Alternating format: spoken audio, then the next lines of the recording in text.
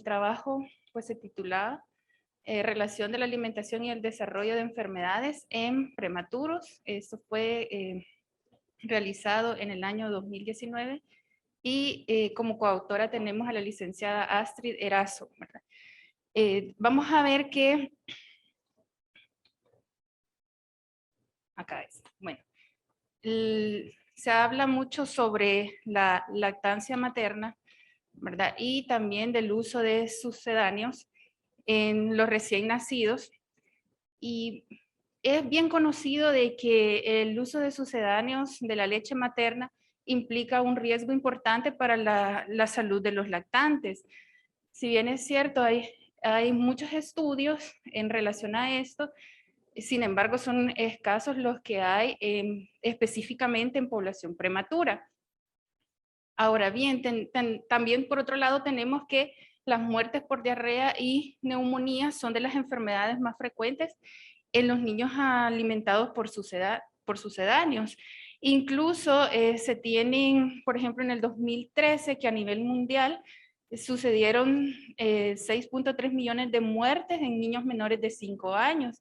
Y en los prematuros, las muertes fueron representadas por 965,000 niños fallecidos antes de o en los primeros 28 días de vida.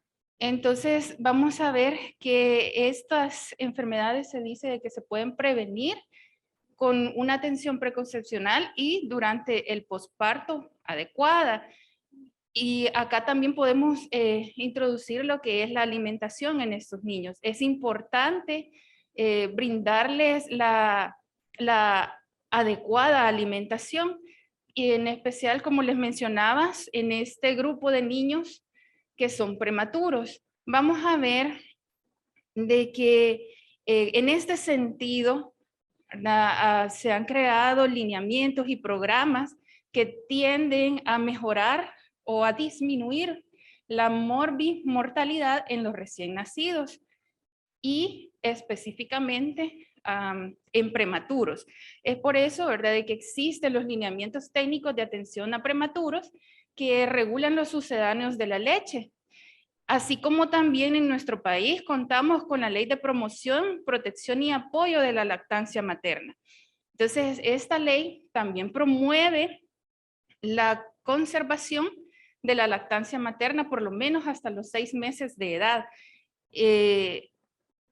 para garantizar, ¿verdad? O para reducir, como decíamos, esta morbimortalidad.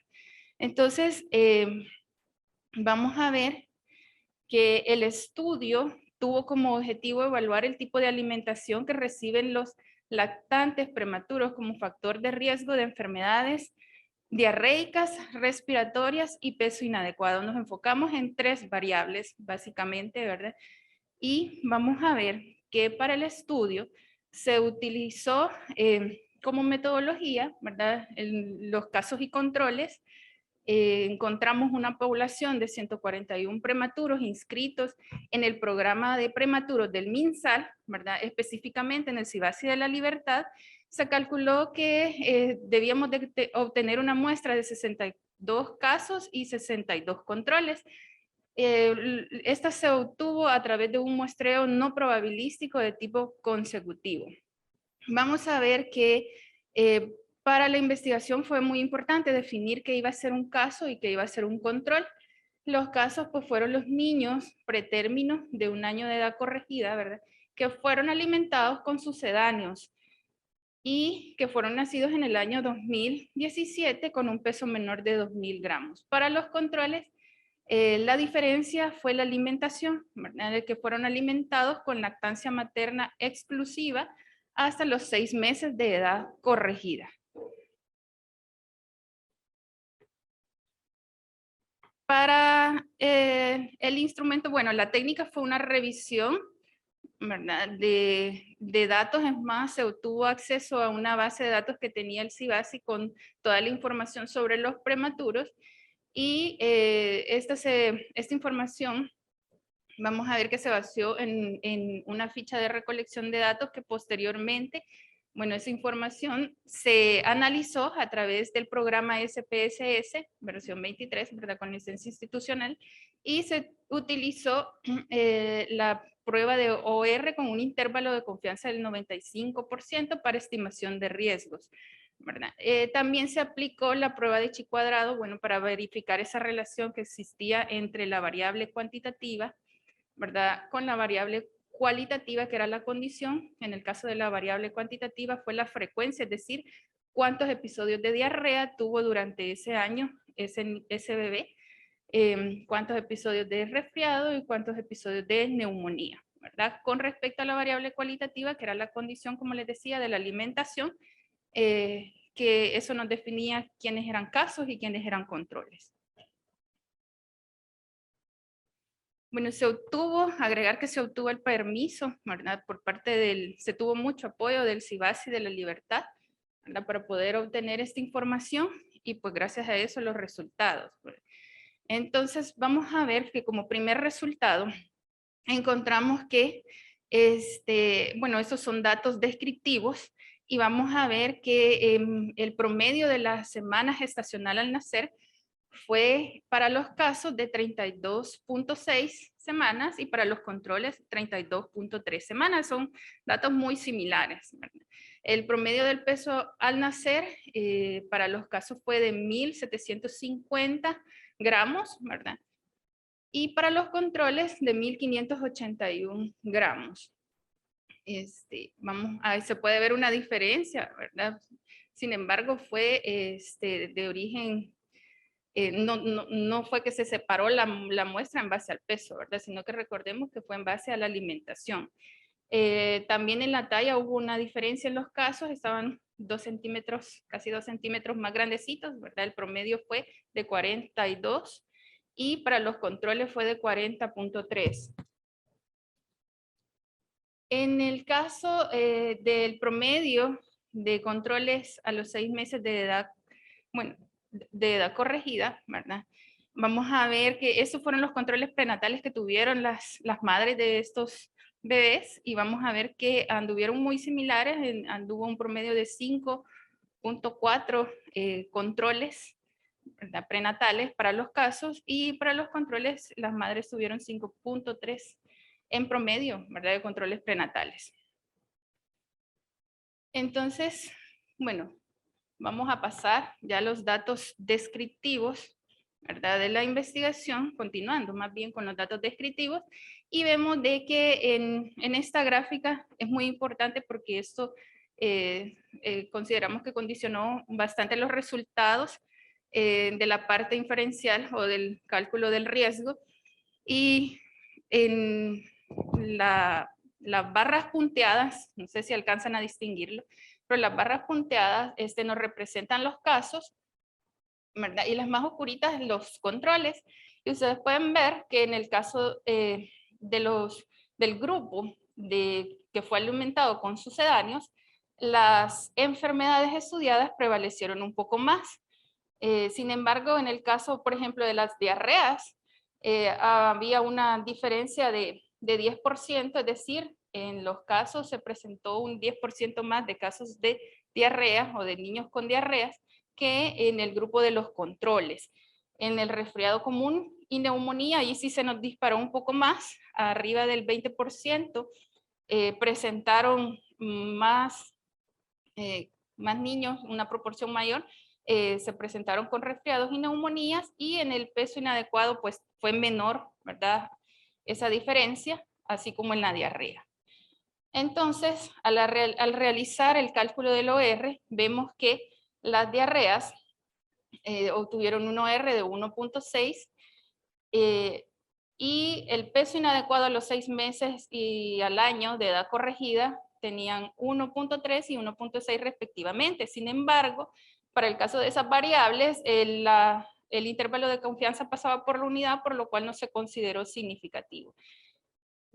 Caso contrario para los resfriados y las neumonías, que el riesgo que se encontró fue para resfriados de 2.4 y para neumonías de 4.1.